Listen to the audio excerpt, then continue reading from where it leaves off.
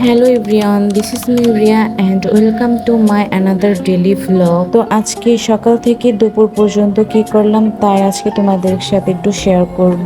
সকাল সকাল ঘুম থেকে উঠে জানালার পাশে আমার এই আলোটা খুবই ভীষণ ভালো লাগে, খুব মিষ্টি একটা আলো। এই তো নিজে একটু ফ্রেশ হয়ে নিলাম।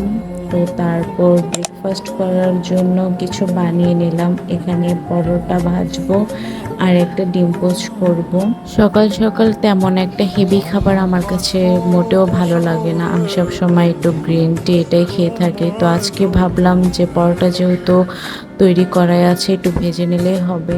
তাই একটু সামান্য একটা পরোটা আর একটা ডিম পোচ করে নিলাম। আর আমার কিচেন রুমের এই সাইডে জানালার পাশে একটা সুন্দর ভিউ আছে, দেখো খুব সুন্দর পুকুর সাইডে।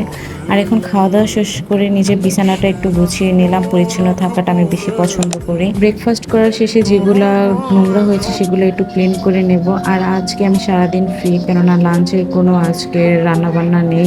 আজকে দেবরের শ্বশুরবাড়ি থেকে কাজের চালের ভাত করে দেবে আর ভর্তা বানিয়ে দেবে অনেক পদে।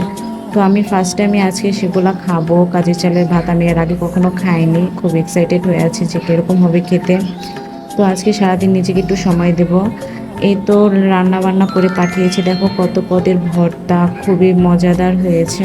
এখানে 12 পদের ভর্তা, সাথে ইলিশ মাছ আর গরুর মাংস করে দিয়েছে। তো ফার্স্ট টাইম যেহেতু আমি খেয়েছি, আমার কাছে তেমন কোনো গন্ধ লাগেনি, খুবই ভালো লেগেছে। তো খাওয়া দাওয়া শেষ করে এখানে বারান্দাতে চলে গেলাম। খুব সুন্দর একটা ভিউ হচ্ছে, আকাশটা মেঘলা মেঘলা।